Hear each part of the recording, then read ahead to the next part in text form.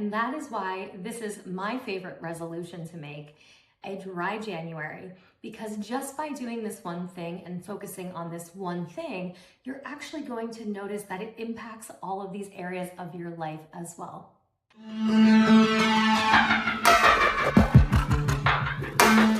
Hello friends, and welcome back to the Dr. Brooke Scheller Show. Happy New Year. I'm so excited that you're joining me here today. And today I want to talk to you a little bit about dry January, what it is, why this is something you may want to consider, and also walk you through some details of how to complete a dry January.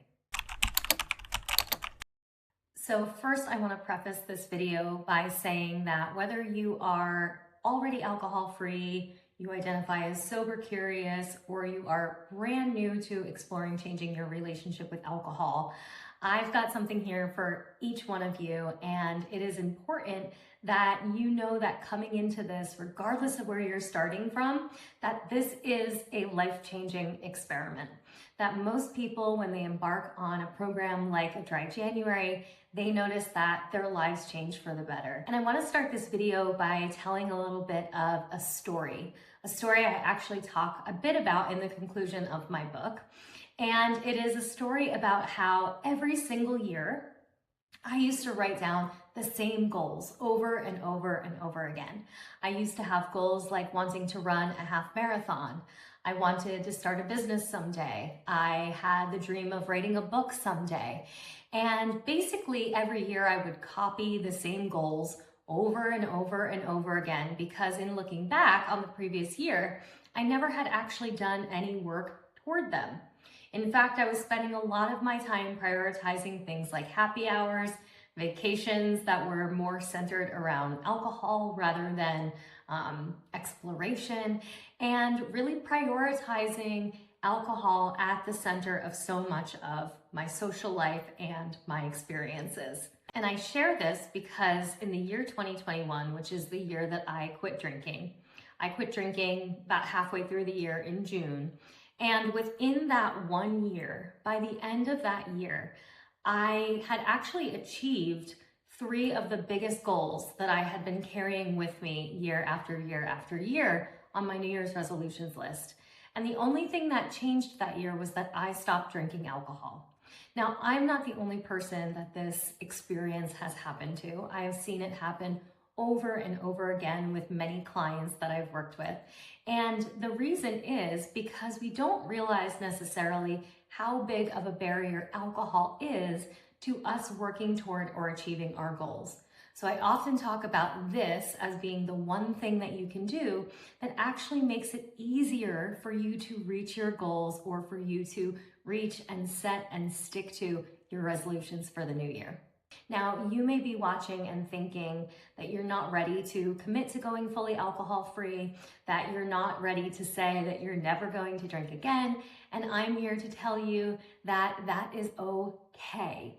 That all I want to do in the course of this video is walk you through some of the benefits of trying a month off of alcohol, how this is something that can improve your physical health, your mental health, and really help you work toward all those goals that you have, and also why this is something that you might decide and take a risk on, and maybe you decide later that you have a new perspective or a new idea of how alcohol should play a role in your life.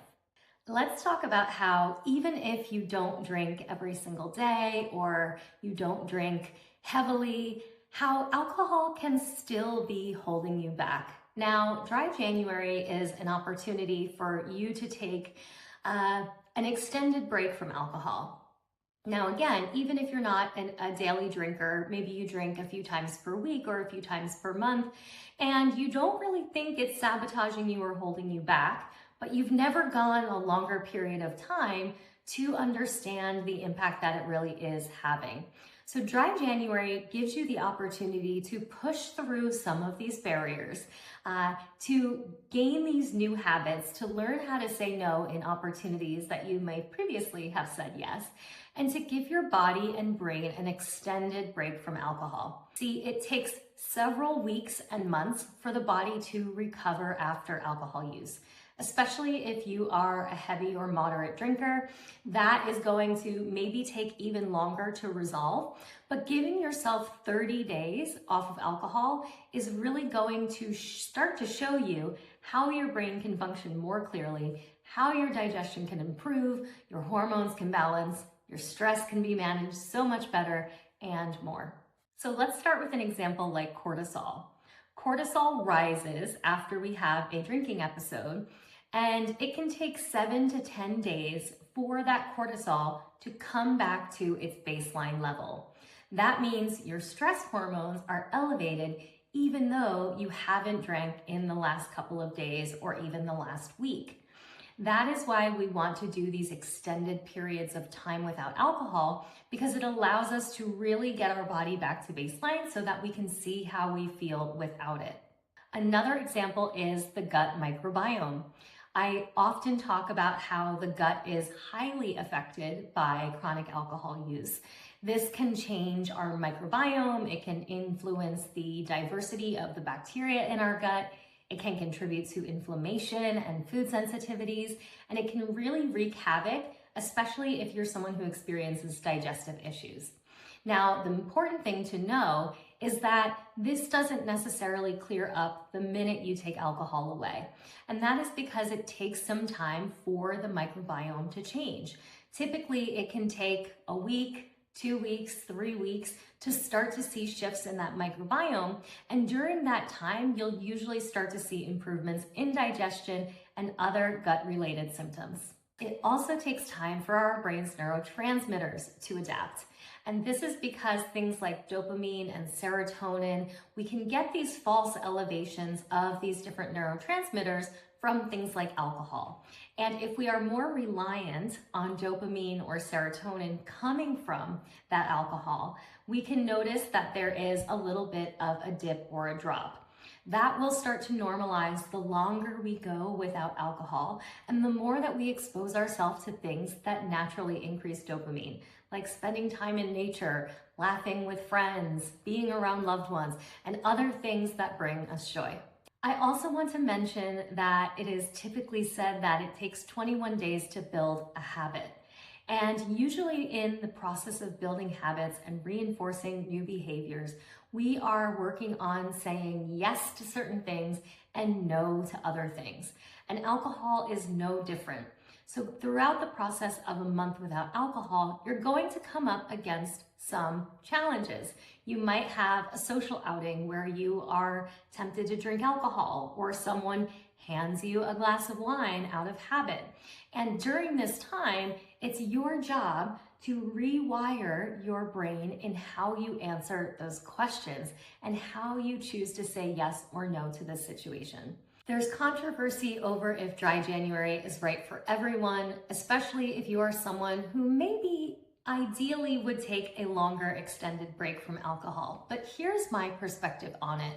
I really believe that taking a month and setting a time frame and a goal around it can really give you the opportunity to hone in your focus and look at this one thing over this short period of time.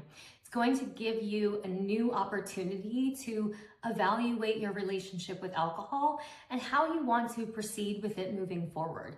It's going to give you more clarity in the end around if this is something you want to keep in your life or if this is potentially a lifestyle change that you want to make for the longer term. I really believe that anything that walks us closer to a reduction in alcohol is going to, again, not only have improvements in our mental health, but also our physical health. It's also going to improve our relationships, our finances, and so many other avenues of our world. And that is why this is my favorite resolution to make, a dry January, because just by doing this one thing and focusing on this one thing, you're actually going to notice that it impacts all of these areas of your life as well. So let's talk about how to do a dry January. Well, first and foremost, I want to invite you to join my Dry January online program. More details about this are in the notes below. And this program is really unique because it walks you through a daily exercise each day for 30 days to help you get your head to the pillow that night without taking a drink. My goal is to simply help guide you to understanding more about alcohol, learning more about the impacts, learning more about how it is actually influencing your life so that you can make better choices moving forward. But really, as simple as it is, all you need to do to complete a dry January is take a month off of alcohol. There is no secret sauce to it. There's no hidden instructions. It is as simple as that, and you can do this on your own. But I always suggest that having tools to support you is a really great way to go into it and know that you can be successful. So as we head off into the new year, as we head forward into resolution season, you're probably thinking about all of the different ways that you can center your focus for the new year. And my suggestion is simply to try a dry January. See how it enhances your mental health, your physical health, your mood, your energy, your hormones, your digestion, your metabolism, and all of these other areas of your body that I can absolutely guarantee you will see benefits in if you take a break. I hope that you will join me for Dry January. I hope you have a very, very happy new year, and I'm sending you so many well wishes for the year ahead, and I'll see you on the next episode.